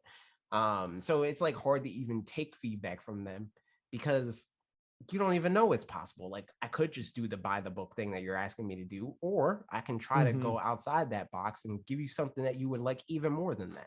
Yeah. I mean, it would be like going, not literally like this, but kind of going to, I don't know, a pizza restaurant, because we talked about pizza restaurant last night, and being like, I know that I like chicken fingers, so you should make chicken fingers because I know chicken fingers. You should make chicken fingers because my favorite restaurant, they make chicken fingers. Yes, right, exactly. It's like, I mean, or, if a restaurant just changes what it does or whatever, maybe this isn't the best analogy because the whole thing is like people are pointing back to the old thing or whatever, but still, if you want to have innovation, you got to have innovation. But at the same time, people want either no innovation or way too much innovation. That like, there's got to be a balance between those two opinions, if nothing else, So the comment, it would be so much easier if everybody wanted the same thing. Yeah. Oh yeah, for sure. Like if that was the case, if it was, then they probably would do that. Yeah, exactly. But it's not true. And it's not even close to true. Like even the people that are like, I want Breath of the Wild, they can't even all agree on how much of Breath of the Wild they actually want. Because there's some people that just want it like they just want it like superficially. Like they want it to be like, I want it to look more like Breath of the Wild. I want it to feel more like an open world, but I want everything else to be Pokemon. I want it to be exactly the same. And then there are other people that are closer to like how I feel, where it's like change literally everything. Change literally everything. Just keep the monsters looking cute, like, and everything else, make it different. It's like, how do I decide what to do with that? Like, and then there's, I mean, for sure, like, because they would have to complete, like, to do the, what you're saying of making everything different. Right now, the core of Pokemon is collecting Pokemon, is battling Pokemon. And that's like the main two things for sure, is collecting them and battling them. Sometimes some element of story or whatever other things like that. The core of Breath of the Wild is exploration first and foremost, and then doing activities with things that you run into while you explore. And literally, like, if you just tried to take the Pokemon formula and put it in a Breath of the Wild world without changing like the core elements, those two things would be at odds with each other 100%. There's no way that just like without doing a lot of rethinking the formula and stuff, that those would just like coalesce perfectly. So but then people would be mad about one or the other. A core tenet of Pokemon is definitely exploration. It's just like they're not good at it. like yeah, right. I mean, I'll agree there. Pokemon was just as much about like exploring, especially in like the first Pokemon game, because there's like sequence breaking in that game, right? Where it's like you can go to like the 7th gym before you go to the 6th gym or whatever. But that wasn't intended, you know, but they let you do it, you know. It didn't like wall you off. It's like, oh, you can't go to Saffron, you don't have freaking Fuchsia yet. Like I used to think that was like the way to do it. Oh, like, for sure. Like, oh, interesting. No, I thought I think I did it pretty much more or less the normal order for the longest time. I think that the first time I ever did it the normal order was like in Fire Red. Like, I don't think I ever in Pokemon Yellow and Red and Blue. I just always went because that's what Ash did. He broke the order. So I was like, yeah, I'm just going to do what Ash did, dude. Like, but yeah, no. He's a smart boy. And so here was a comment that was on this post that just I laughed. We don't have to go super into this, but just was the thing that I said earlier, like makes me realize like, man, people are still beating this drum. So here we go. And it says, basically, they don't care what fans think, which whatever. They'll just water the game down and do whatever gets the most cash from people in general. For instance, who here enjoys not to be able to turn experience share off? Or being lied to about getting better animations? We didn't. Or being told Pokemon were left out so they could make the game better. Then the Pokemon were brought back in kinda behind a paywall. Which fans asked for that? I know I didn't, though people are downvoting me, so I guess some folks asked for it. That's hilarious. That's hilarious. It's just funny. Like, oh man. It's always like I didn't ask for people like on the internet, like discourse is always positioned every time, because it wouldn't become discourse if it wasn't, as like this is fact. This is what people feel like. Everyone feels like this. Everyone. Like, I mean, Max, his discourse this week, right? He's like, am I the only one that feels like X? Like, I don't really want to go too far into the discourse. And it looked like he was the only one. Like, nobody was like, yeah, dude, like, I agree with that. That was a fun conversation, though. There were some good tidbits that came out of that. We love Max. But for sure. But sure. Agreed. And that's why I didn't want to go into it, because I'm not like trying to attack him, but it's an example sure. of like people position discourse as like, this is an opinion that I have, but I'm not going to say that. like, I think, I mean, it's also like my perspective when I think about these things is pretty different from a lot of other people's, specifically looking at the next topic we're going to be talking about too. Discord, not discourse. No, I'm saying discourse like, that's like how people label it. Like, I'm not saying discourse that's what it literally like. Yeah, people are like, I'm going to have discourse on the internet, and that like that's how they do it. Yep. I just got a call, but I am busy. I can't answer a call right now. Phone. But yeah, so I don't think of most of these kinds of things from a super like me perspective, I think, and not saying that in any kind of like I'm selfless or anything like that, but just like when I think about this kind of stuff, I just default to thinking from like a business perspective or something like that, as opposed to like, what do I prefer? So like, you know, the thing with Max, 100% I agree that his opinion makes sense for him, right? And that the realization that he came to made sense for him, 100% easy, right? But it's when it's when those kinds of things become, this is the objective truth of everybody, you know, even like it's the strong subjective truth for a group of people that feels the same way about it. Right. Easy. But when it's like, you know, gets applied across like, I mean, the context. For me, when I saw that, I read it as what was written. Yeah. What was written was that, oh, like, it's like, this isn't worth or whatever, right? And it's like, but it is worth. Like, it's not, you don't want to pay that, and that's fine. That's great. Totally, like, that makes sense. But it's literally worth. Like, for me personally, like, if I'm buying it for me, like, I'm sure that this won't be the case, like, in general for people. I guess we should fill in the gap just for the context. So it's Elden Ring versus Pokemon Brilliant Diamond Shining Pearl. One being worth more than the other. That whole thing. But me personally, I'm not paying nothing for a diamond. Literally nothing. Literally nothing. It's not worth it for me. But it would be crazy for me to be like, diamonds are worthless. Like, what? That's crazy. Yeah. And like, to me, it's the same thing as Pokemon, where it's like, and then it was like the whole thing about like, and that's usually where like these type of conversations go generally, where it's like, you'll bring it up and be like, well, I mean, look at the sales. And then people are like, well, you can't, that doesn't equate to quality or whatever. It's like, but we're not talking about quality. We're talking about worth. Like, the sales literally equates to worth, literally, in the most literal way that you can ever do it. It's that, you know, I mean, that's why hidden gems exist, you know, or why like under what's the word I'm looking for, underestimated stuff, you know, like, oh, people don't give this as much credit as it deserves or whatever. It's like, yeah, because not enough people knew about it or like it or something, but or you not feel enough like people it's really good quality, think that it deserves that. Yeah. Any of those kinds of things, you know, like, so it's yeah, something that a lot of people want, some is just gonna, in the long run, probably gonna be worth more than something that a few people really, really want. Yeah. Not everybody attributes value to the same things. Like, yes, yeah, and exactly. Another way to phrase that, not everybody like cares about the same things.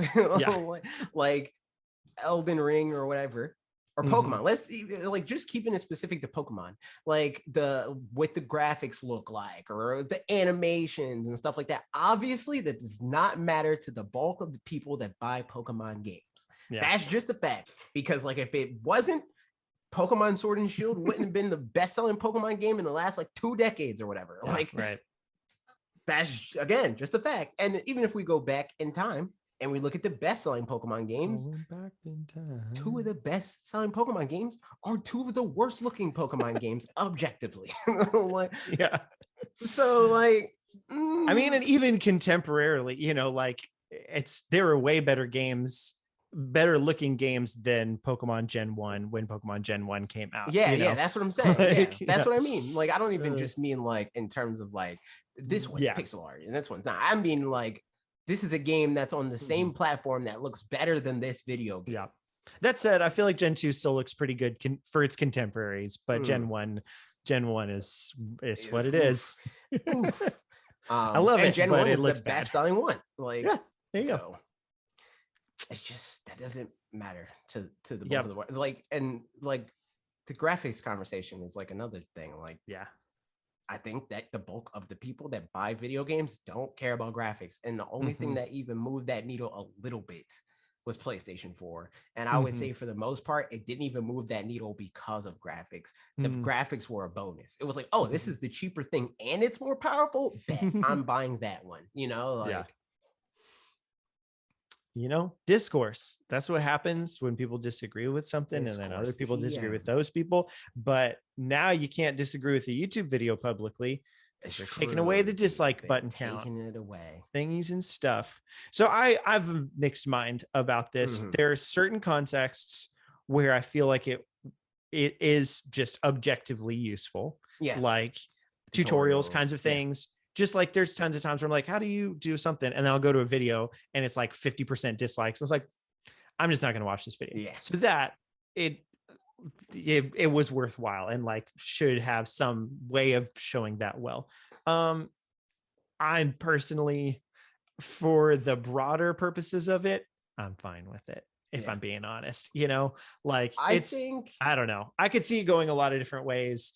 I'm sure YouTube didn't even do it for the best of reasons, but like I don't like most of the reasons that a lot of people like mass dislike videos anyway. Yeah, exactly.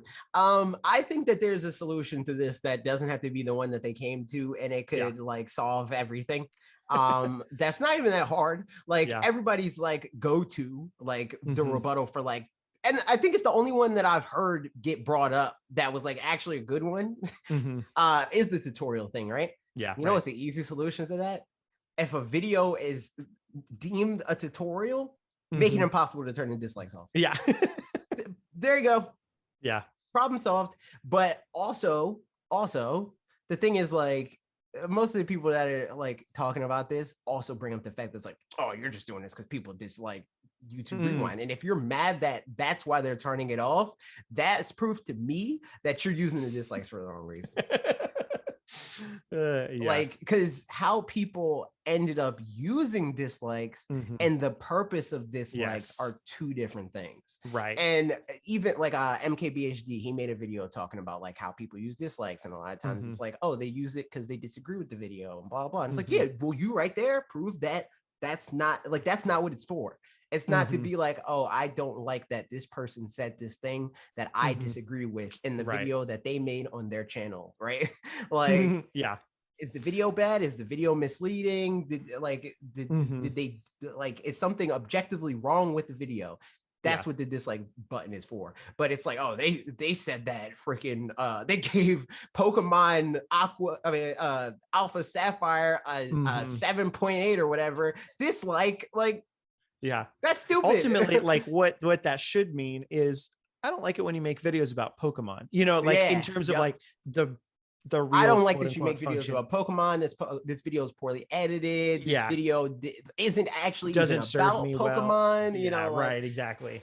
Those kinds of things. And I mean, the truth is, like, not artists, like people, people will still see their own dislikes on their videos and stuff. So like that kind of thing can definitely still come true. I think what I don't love in general with things, and this is just a symptom of it, is like bandwagoning in general. And that's like just what oftentimes I feel like happens with like mass disliked things. But I mean, sometimes not. Sometimes it's literally calling somebody out for like, man, you did a terrible thing or whatever.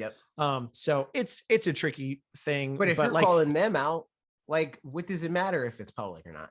You know? Right. Yes, but exactly. At the same time, YouTube is talking about like how it's like, it's because like dislikes are like, they affect mental health and all that stuff. Yeah. Right. And then there's like the argument of like, well, they can still see it. But then there's the counter argument to that where it's like, you can only see it if you look for it.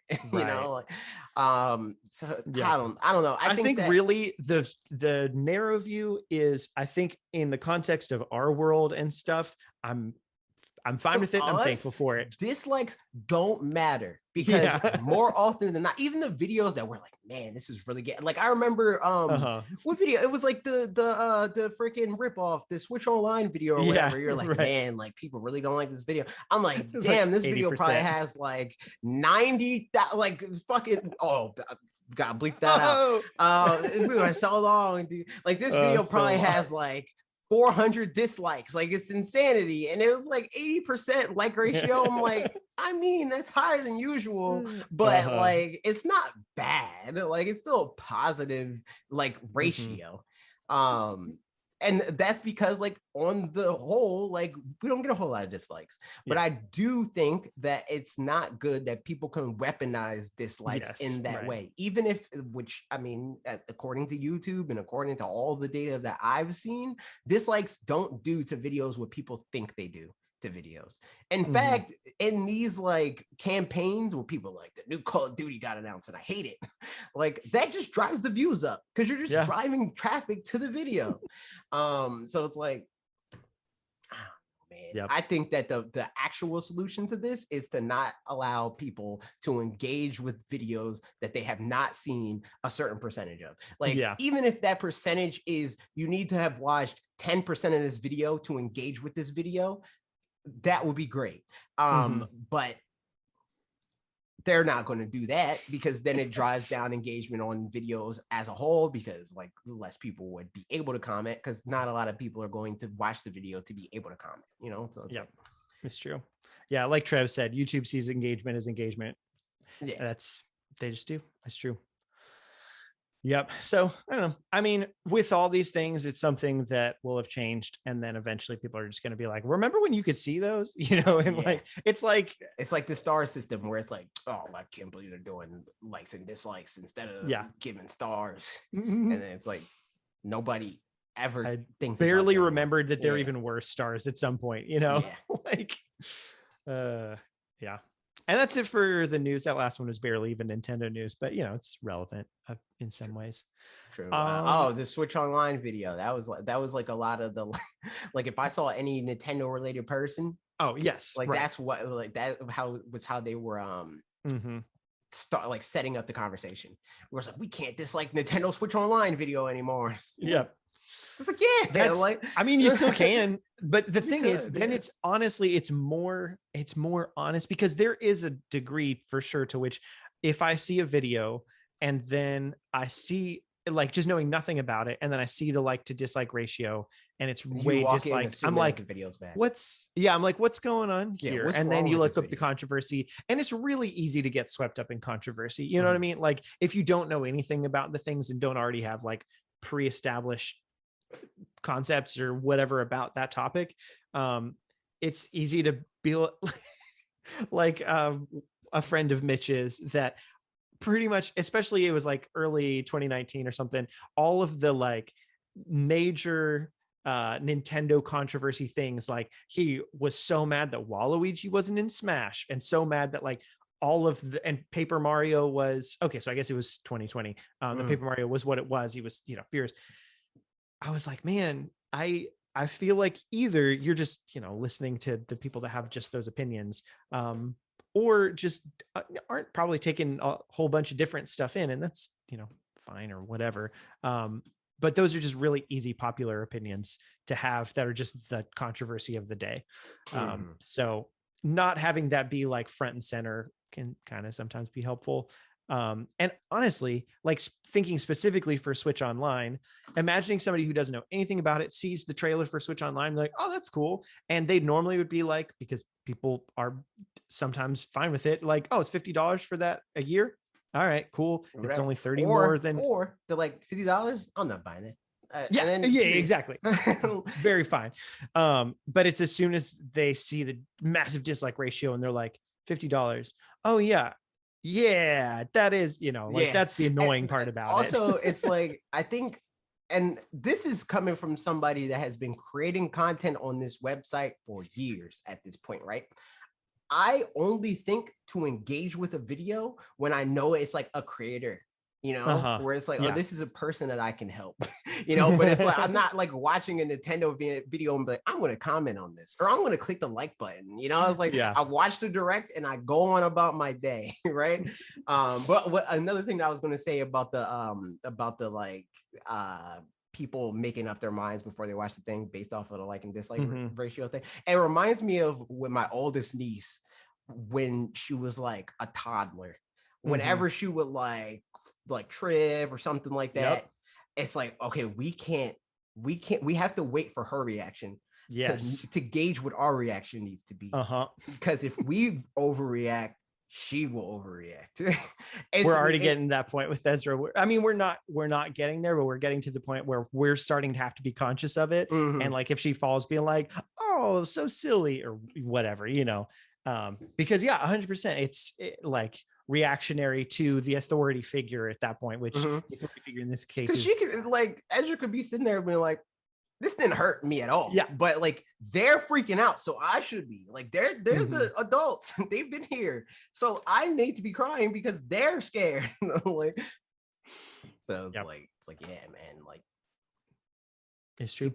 People, you gotta just react for yourself, man. And speaking of reacting for yourself, some people reacted to the video that we made. This one specifically, the one that I made, talking about online expansions and stuff and things coming to like DLC, whatever, coming to the expansion pack. So here's some comments.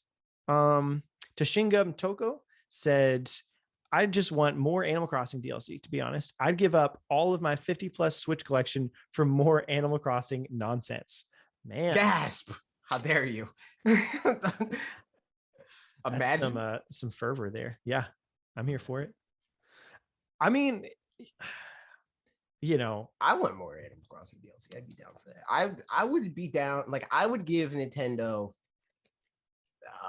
freaking $5 more to my Switch Online subscription every year. If every year they were like, here's more Animal Crossing DLC. So, like, until I'm done, you know, like, once I'm done playing, if they're like, all right, like, and I'll just stop paying for it. But or if it was like a thing that's like, it's not a part of the Switch Online, just give them $25 if it was like the DLC that we got this year. because it gives me more reasons to play a game that I do like playing. Like, it's not like I ever actively want to stop playing Animal Crossing, but like when it gets boring, I'm done, you know? Like, yeah, but absolutely. if they give me reason for it to not get boring, then I won't be, which is cool.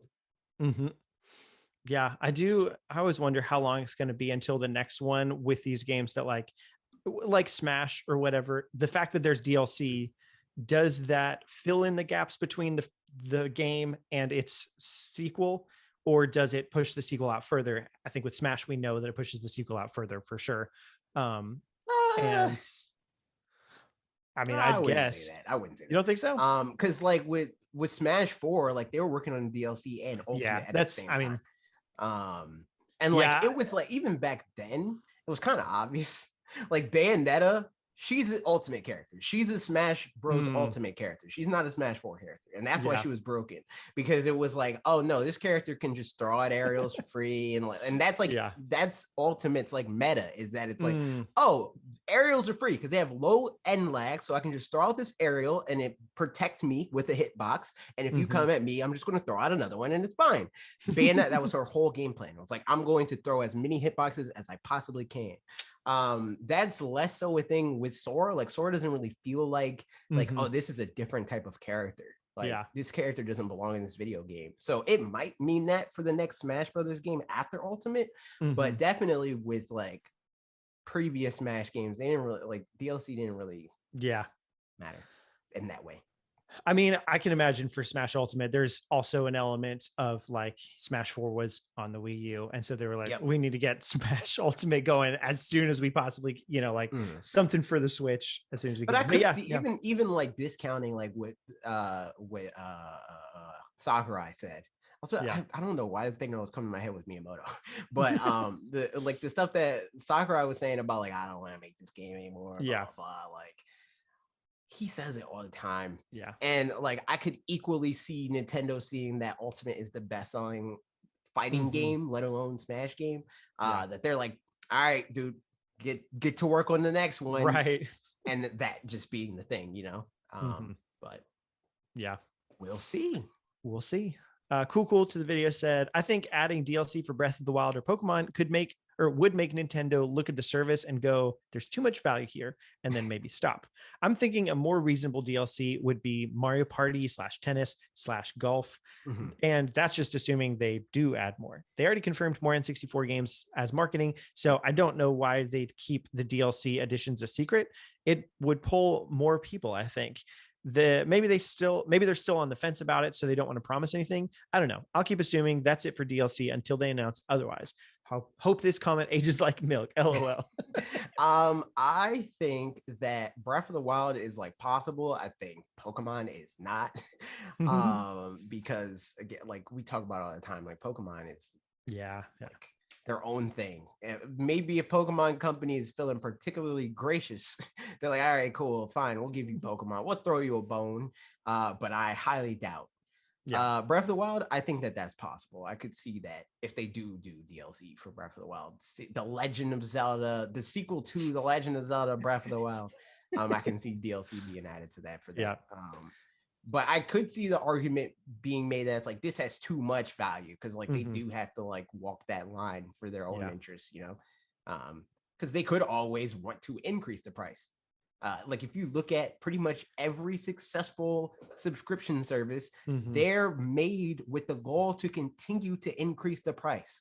They're not thinking like, okay, we're going to continue to add content to this and it's just going to cost the same. It's like, no, we're going to continue to add content to this, to continue to add value to this, to make more money, So I think to me, the smartest thing for them to do, especially regarding the second point in this of them not announcing the deals, like if they haven't announced more DLC, probably there's no more DLC coming, that kind of a thing.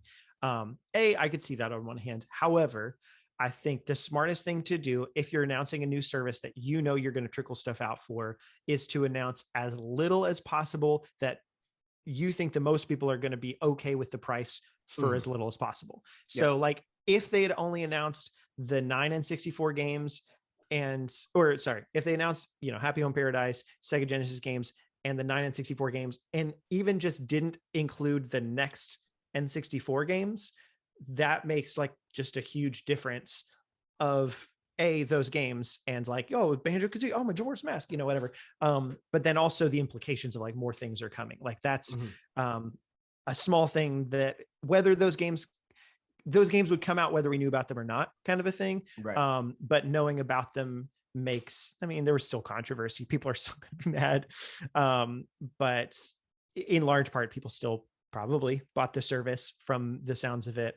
And arguably maybe they misjudged the market to some degree, at least, that they should have announced a little bit more than they did to kind of get that gap closed a little bit more. But yeah, I think it would, if they had one other, it's kind of opening the floodgates where if they announce just the one DLC, then we can assume just the one DLC. But as soon as they announce a second one, then we assume a lot more. And maybe they're not ready for us to make those assumptions yet. Yeah. I think the safer route just across the board is to announce as little as possible. Yeah. All the time, at all times, especially right now. Like, yeah, at all times, but definitely right now. Like, because stuff like Metroid Prime 4 happens, where it's like, we might get done with this in time, and then you don't. And then you just have people like beating down your door for a thing that you announced may happen soon. Yeah. But it's very not happening soon. And what did you get for that? Yeah. Just backlash. Like you might have got hype in that moment, but what does hype actually get you? Like, what percentage of people that hears about a thing right when like the hype reel, how many people are really running out and buying a Switch right when they see the Metroid Prime 4 logo? I wager not many. So it's not really worth saying like, we're planning on doing this thing and here's something that might happen, and then the deal falls from under them, right? And then you just have people that are mad. Like, if you're going to be mad either way, I'd rather have you mad at what I know I can give you than mad at me maybe being able to give you something and then having to fall through. Like, yeah, it's true. Yep. Unrealized potential or unrealized expectations is always rough. So that's, I agree. Next one from Common Gamer said, ideally, I'd like for them to do with this, like how Sony with PlayStation Plus would be like, this game is on sale. Since you're a Plus member, extra savings. I can't tell you the amount of games I wouldn't have gotten, like, say, a Dylan, who in my headcanon is out of commission because he needs some for that horse medicine. Ivermectin. I've never heard it said out loud, and people will keep talking it all. That I only tried because it was on sale, became a fan, and continued to buy things from. Okay, I need to like repiece this together to understand everything that it's saying. But okay, so basically that, like, ideally with this we'll get more discounts or something like that on games, and then because of that more people will try games, and that I guess I thought Switch Online does do that. It doesn't do it as often, for sure. Yeah, it doesn't, but I mean it definitely does it some. Yeah, I mean it does the like game trials and stuff that, like, actually I downloaded, I haven't played it at all yet, but right now they've got World Ends With You. Yep. And so I just downloaded it because I was like, I don't know what it's like, so yeah, I'll give it a little go. I'm quite positive that I'm not going to buy it at the end of it, but it would be nice to like understand that franchise just a little bit more, so I was kind of mad that they didn't do that, like, because they did it with ARMS, and that's like that right there, like the fact that they did the like game trial with ARMS a couple times actually, and not a single time did they discount it. It's like this just proves to you like how much confidence they have in their IP and like how well their games sell, because like a game like that like the gaming, like the vocal minority is like, people hate this video game, it failed on arrival, it was DOA and all this stuff, right? And Nintendo's like, I mean, we'll let you try it, but you're paying full price if you like it. So like, I don't know, man. It's true. Hang on, can we pause real quick and then we'll be right back up. There we go. For anybody who is watching it, it just paused and then it came back, and now there's here. So if you hear noises, it's probably me, no, just kidding. It's a baby. I do have to leave in a minute, so we're going to close up with some Q&A just because people ask questions, and we want to make sure that they got the opportunity to have them answered and stuff. I just remembered, I actually forgot to grab one from last week here from John Francis, so I'm going to put that up here. Nice. All right, so here we go. Some questions from YouTube community. Let64. I asked if people got Dread or planning on getting Dread or anything like that. And 57% of people said they did get Dread already. 23% said they will buy Dread. So that's interesting. That's cool. 11% aren't sure if Dread's for them. And 8% said they're not interested in it at all. So I'm sure like our demographic is fairly skewed already towards people who would be interested in it. So, yeah, that, but interesting still that even within that 23% of people were like, yeah, I'm going to get it. I just haven't yet. So that says good things for future sales, I guess. I wonder what the boost will be for the holidays. Yeah, that's what I wonder too. I mean, I still feel somewhat strongly that, that Game Awards could be pretty strong for it, but maybe not. You know, maybe that's not a thing. Like, do we know? We don't know nominees for Game Awards. Not yet, but it probably pretty soon. Like within the next week or so, I'd guess, because it's like December, like 3 7th. Usually, it's like around about that 7th, 5th, 100th. I don't know. Let64 said got Dread day one and have loved it. The movement feels so good and it makes it fun to go back and try out all the sequence breaks the community has found. I've played a few Metroid games in the past, Prime 2, Pinball, Hunters, and Super. It's a bit of an eclectic assortment, but it is what it is. And Dread has really renewed my interest in the franchise. Hopefully someday I'll finally get around to playing the rest of the series. Nice. Yeah, checks out. AxeCon said, still waiting for the in-depth Kirby and the Forgotten Land breakdown. Ironically, I thought about talking about that this week. Not quite that video exactly, but something like that. But maybe, probably. I mean, I started that script, but I just never finished it. But I'm making Mario. Yeah. I'll do Kirby on a week that I'm not dying and there's nothing else more pertinent. Because the main reason why I'm not doing Kirby yet is because like we don't know that much. So it's like really a lot of like just based off of like what we've seen. The stuff that it's like, this looks like it could be this, and this, you know? Yeah. At this point, it feels like we know the gameplay elements, but we don't know the gameplay loop at all. I feel like that's a lot of what we like to talk about anyway, is like kind of how the game is orchestrated more so than just like what the individual like movement stuff is. Yeah. So, yeah. Pika Pika One said, Dread was my first Metroid game and I loved it. Took me about a week to beat it, but it was so satisfying. Nice. I need to finish that game. Yeah, you do. Common Gamer said, I still need to buy Breath of the Wild. Yeah, I haven't played that yet. I know I got to catch up. LOL. How dare you? It's so good. Then questions from Twitter. Alec Kleinman said, I want to know what you guys think about any potential game/announcement reveals at the Game Awards, as well as your personal nominees for Game of the Year. I'm going to save that one because we're going to end up talking about that. We're going to for sure do like a whole thing. It's true. All right, and now questions from Discord. Sorry, we're rushing through these a little bit, y'all, but wanted to make sure that we hit everything. Last week, John Francis asked, best place to get barbecue, and why is it somewhere in the South? LOL. You're not wrong. I mean, yeah, agreed. I mean, there's a lot of different kinds, but yeah, Texas is like where I hear about barbecue all the time. I had barbecue one time in Texas, but yeah, Memphis is also a strong contender. They're pretty up there for barbecue specifically. So one of those. LOL. Real question. Wait, is Ben going off? I hear notifications. Okay, no, Ben didn't even say anything about barbecue. Nice. But then you got to deal with going to Texas. I mean, that's the case for most, if not all of the South. So and if I got to go somewhere for barbecue, I got to find the best one, you know? That's right. Yeah. Got to make it worth your trip. Yeah. If I'm going to the South, they better have the best barbecue. Real question though, he says, what do you think? It's true. There's another Alec. You got to fight him to the death. Yeah, pretty much. That's how it works. What do you think about what comes after Breath of the Wild 2? Breath of the Wild 3. There you go.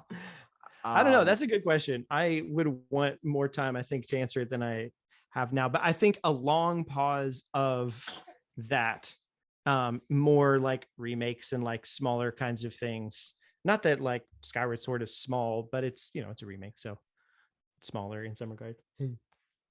I think that, I mean, either like maybe that's what they do, but if they do, I could see them also doing remakes with that mindset, you know, Yeah, where true. it's like they do Pokemon, or they used to until Game Freak got lazy, you know. They would like reimagine the older Pokemon games in the current engines and stuff like that. I could see them being like Ocarina of Time, but it's a good game this time, and it's just Breath of the Wild, but Ocarina of Time's like story and stuff like that, you know.